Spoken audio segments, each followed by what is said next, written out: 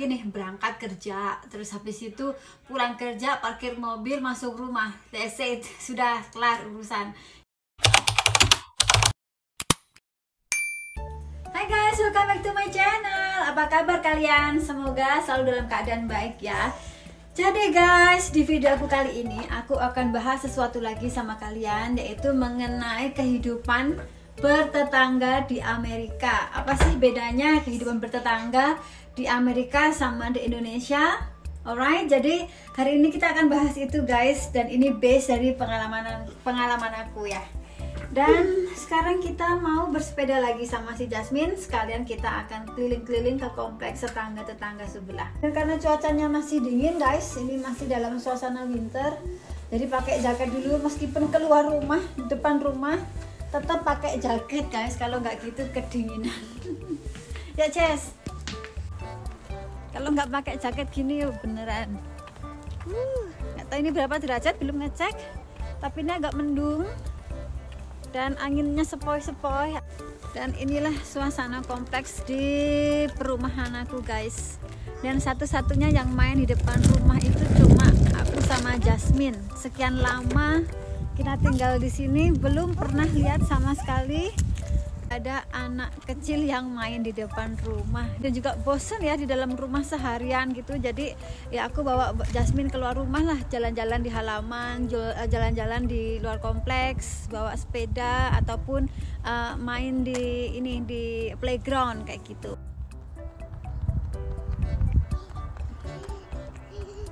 What is that? What you give me? Wah, what is this? For mommy. For mommy, thank you sayang. Sana naik sepeda lagi. Thank you Jasmine. Sesuai sama sepeda ini, Oke, sana sepeda dulu. Sepedanya kecil banget guys. Dan ini ada tukang pos guys. Ini adalah Pak Pos. Jadi dia yang sering ngirim-ngirim surat dan nanti akan dikasih ke masing-masing tempat surat yang ada di perumahan.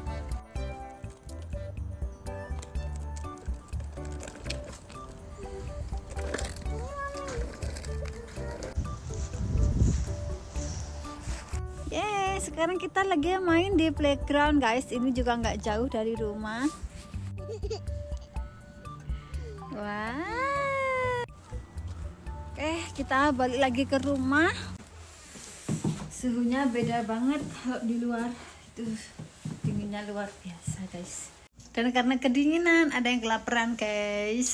Jasmine, eat apa itu? Noodles. Indomie. Dan sekalian hari ini aku mau masak soto. Bikin soto anget-anget pas cuaca lagi mendung, dingin tuh enak banget guys.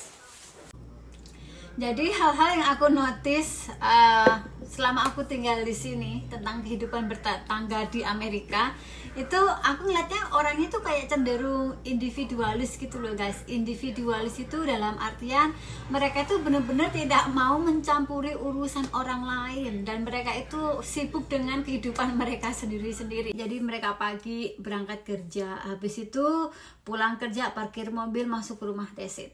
Sama juga halnya dengan suami aku, dia pagi berangkat, sore pulang, udah diam di dalam rumah. Jadi kalau di Indonesia kan kita mungkin pulang kerja masih keluar rumah, terus habis itu ngobrol-ngobrol sama tetangga atau main di depan rumah lah paling enggak. Tapi di sini tuh nggak ada guys. Jadi aku kenal sama tetangga pun cuma satu di perumahan ini, padahal rumah banyak banget. Aku cuma kenal sama satu yang di kompleks ini, dan ada satu lagi di kompleks sebelah, kenal satu orang lagi. Jadi yang tetanggaku yang sebelah rumah pas ini juga ada ceritanya bagaimana aku kenal sama dia. Jadi dia tuh lagi ngebor tembok untuk masang TV.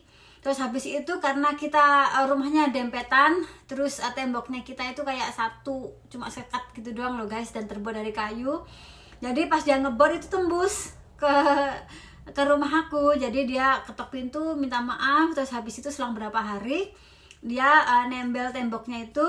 Udah habis itu ngobrol-ngobrol, orangnya baik, tapi ya sudah, kalau urusan selesai ya sudah kayak gitu. Dan balik lagi ke dunia kita masing-masing. Terus kalau kita ketemu di depan rumah atau dia lagi jalan ke parkiran, kebetulan ketemu gitu juga nyapa kayak how are you, tanya kabar gimana, udah selesai kayak gitu. Terus untuk tetangga yang satunya lagi di kompleks sebelah itu aku kenalnya di playground, jadi kayak taman bermain yang aku bawa Jasmine main tadi. Itu kita kenal di sana karena dia sama-sama ibu rumah tangga, nggak kerja. Terus dia pas cuaca bagus dia keluar bawa anaknya main, ketemulah kita di sana guys. Terus habis itu ngobrol-ngobrol, kok enak ngobrol, akhirnya kita tukeran nomor. Jadi tukeran nomor, akhirnya kita sering ngobrol di WhatsApp. Tapi itu pun nggak setiap hari ya, jadi karena dia juga punya kesibukan dia sendiri, kita ngobrol cuma seperlunya aja. Kalau penting apa kita ngobrol kayak gitu. Ya udah gitu aja. Jadi kalau di Indonesia itu kayak kita lebih gampang ya kenal sama tetangga. Jadi dari tetangga A sampai tetangga Z kita tahu nama-namanya gitu. Apalagi kalau kita tinggal di perumahan atau di kampung, dari gang yang satu sampai gang yang sebelah itu kita tahu nama istrinya atau nama suaminya, terus kita tahu anaknya, bahkan kita tahu di mana anaknya kerja. Terus habis itu kalau pindah kita lapor RT RW, ataupun pas kita pindahan terus ada syukuran, bagi-bagi makanan ke tetangga atau yang baru pulang kampung dari mana gitu, terus bawa oleh-oleh dibagiin ke tetangga gitu. Kalau di sini tuh nggak ada guys, dan kangen banget sama suasana kayak gitu kadang-kadang. Dan mungkin karena aku baru sih, tapi emang di sini tipikal orang-orangnya ya gitu. Jadi mereka sibuk dengan dunia mereka sendiri-sendiri, sibuk dengan kehidupan mereka sendiri-sendiri, dan kita nggak terlalu mengurusi kehidupan orang gitu. Jadi ini kondisi perumahan aku guys, dan rata-rata orang di sini tuh kerja semua, jadi nggak ada yang nongkrong-nongkrong atau duduk di depan rumah. Anak-anak kecil pun juga ditaruh di daycare atau pada sekolah, jadi susah nyari tetangga guys. Jadi kemarin aku nanya sama suamiku, seumpamanya nih ada orang yang tinggal sendirian di rumah, nggak punya kenalan tetangga, nggak punya saudara, intinya tinggal sendirilah di rumah, terus terjadi sesuatu sama dia, contohnya cedera kayak atau apa kayak, terus itu gimana kayak gitu kalau nggak ada tetangga. Kalau di rumah kita kan kalau semuanya sakit atau apa, kita tinggal panggil tetangga, nanti kita dibantuin dibawa ke rumah sakit atau dijenguk lah paling nggak sama tetangga kayak gitu kan. Tapi kalau di sini nggak guys, jadi mereka kalau ada apa-apa lebih gampangnya itu tinggal panggil rumah sakit, ataupun yang lebih gampang itu panggil 911. Jadi mereka sangat membantu guys. Jadi aku nangkapnya di sini tuh dikit-dikit 911, dikit-dikit 911 gitu loh.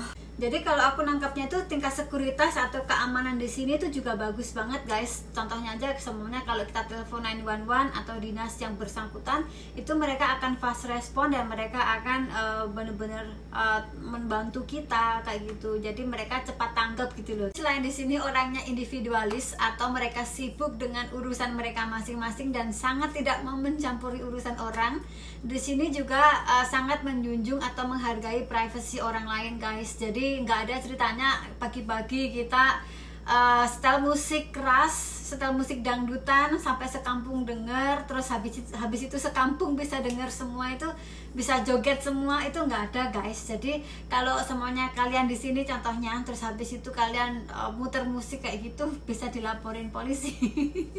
Tapi ya kangen kadang-kadang suasana kayak gitu guys, suasana di kampung, ketemu sama tetangga kayak gitu, kadang kangen juga. Tapi ya iris what iris, sekarang aku pindah di sini ya mau nggak mau ya sudah, ini kehidupan yang aku harus jalani kayak gitu. Dan di Amerika juga nggak ada yang namanya sistem gotong royong. Jadi basically kan aku basicnya dari orang desa, dan di desaku itu masih ada sistem gotong royong. Jadi kalau semuanya ada orang yang bikin rumah, terus tetangga-tetangga pada bantuin dengan sukarela. Di desa aku tuh masih ada, tapi kalau di kota nggak tahu ya masih ada nggak. Di Amerika itu nggak ada sama sekali guys. Dan di sini biaya tukang itu mahalnya minta ampun. Contohnya kemarin aku bersihin chimney atau tempat perapian, itu bersihin abu-abunya itu loh, itu aku bayar sekitar $150, dan pengerjaannya itu nggak sampai sejam, sekitar 2 jutaan lah, 2 jutaan lebih. Jadi itu nggak sampai 1 jam, cuma 40 menitan. Jadi mahal banget. Jadi kalau di Amerika itu kalau mau benahin sesuatu yang berhubungan dengan keselamatan atau yang membahayakan nyawa seseorang, contoh listrik atau apalah yang kiranya beresiko kayak gitu, itu nggak boleh dilakukan oleh orang yang bukan profesional guys. Kalau di rumah kan atau di Indonesia sebenarnya listrik konslet, terus kita minta bantu sama tetangga meskipun dia nggak sekolah listrik tapi dia tahu seputar listrik, terus kita minta tolong sama dia, terus kita ganti uang rokok gitu. Nggak ada ceritanya guys. Jadi di sini tuh harus bener-bener dilakukan oleh orang yang profesional, dan itu juga mahal banget guys. Oh my god. Begitulah guys cerita aku mengenai kehidupan bertetangga di Amerika. Kalian suka yang mana? Kalau aku pribadi, aku suka sama privacy, tapi kalau terlalu sendiri gini juga kadang bosen guys. Kadang itu kangen, pengen ada temen ngobrol pakai bahasa Jawa, kangen banget pengen ngobrol pakai bahasa Indonesia kayak gitu. At least ada temen ngobrol lah kayak gitu. Jadi karena aku sendiri juga masih baru di Amerika, belum ada setahun. Ada sih beberapa temen, tapi mereka juga sibuk dengan kehidupan mereka masing-masing guys. Nggak bisa kita setiap hari ketemu atau setiap hari kita ngobrol. Mereka juga sibuk kerja, sibuk sama keluarga mereka kayak gitu. Nah, mungkin beda cerita lagi sama yang udah senior-senior di Amerika yang sudah lama di sini puluhan tahun. Mungkin beda cerita lagi, mereka sudah merajalela, sudah banyak teman, sudah kerasan, sudah intinya apa ya, sudah nggak homesick lagi kayak gitu loh. Dan itu dia pengalaman aku, dari base pengalamanku selama aku tinggal di sini, bertetangga di sini. Tapi iris what iris, semua harus jalani karena sekarang ya anak aku, suami aku juga di sini semua, keluarga di sini. Jadi ya inilah hidup yang aku harus jalani sekarang. Mungkin kedepannya kalau aku sudah punya banyak link, sudah punya banyak teman, karena nanti di tempat kerja pasti punya teman baru, karena rencananya nanti untuk kedepannya juga aku akan kerja. Kemarin sudah ngelamar-ngelamar dan sudah keterima, tapi belum bisa ambil karena aku belum ada kendaraan. Jadi mobil cuma satu dipakai sama suamiku kerja. Dan aku juga masih nyari sekolah buat si Jasmine, penitipan buat si Jasmine, dan juga aku masih ngejar untuk dapat SIM. Dan kemarin udah tes lisannya udah lolos, dan sekarang masih ngejar untuk tes drivingnya. Karena di sini untuk dapat SIM itu bener-bener ketat guys, prosesnya itu nggak main-main. Jadi bener-bener melalui proses. Dan untuk beli mobil itu kalau nggak punya SIM nggak bisa. Jadi kemarin pas aku dapat kerja, Jasmine juga belum dapat sekolah dan aku belum dapat SIM juga, jadi belum bisa beli mobil. Jadi nanti masih planning untuk mantepin diri untuk driving test, baru nanti kalau sudah dapat SIM baru beli kendaraan kayak gitu. Alright, terima kasih banyak ya guys yang sudah nonton dan temenin aku ngobrol hari ini. Semoga kalian sehat selalu, dan semoga dimanapun kalian berada selalu dalam lindungan Tuhan Yang Maha Esa. Dan kalau kalian punya masukan-masukan atau apapun itu, bisa langsung di kolom komentar, nanti kita bisa discuss bareng. Alright, sampai sekian dulu. Have a good day everyone. Bye bye.